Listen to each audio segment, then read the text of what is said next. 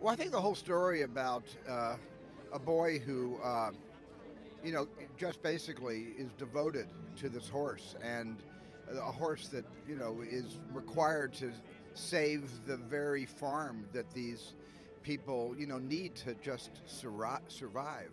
And the fact that this boy goes through what he goes through to rediscover Joey, and what Joey goes through in bringing us into France, into the German part of our story, and into the British side of our story. The fact that Joey, almost in a very romantic way, brings the two sides together, if just for a moment. Well, I've never done an event like this before. I've done royal premieres, for the Queen and the Queen Mother, and certainly for Diana and Charles.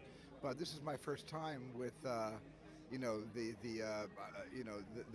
Duke of and Duchess of Cambridge. So I'm very excited about that. They represent an entire new era of British royalty, and it's exciting to be part of it.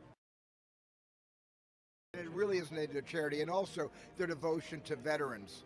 And that's something that we really have in common. They're very devoted. They do a lot of work for veterans and veterans' families and the services owed to them.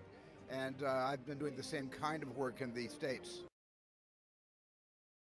It was more challenging than casting the humans in this movie, because we had to look for horses that could basically be responsive to the characters, to the story, and also to be able to be brave enough to emote their own feelings when they felt like it. But there's a lot of improvisation in War Horse, and a lot of that comes from the horses.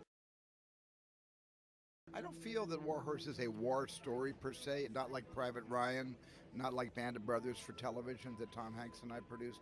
It really is a story about connectivity, about the importance of how an animal can bring people together and bring the best out of people. And so I really think that there is a level there's a romantic aspect of this story that we don't often talk about.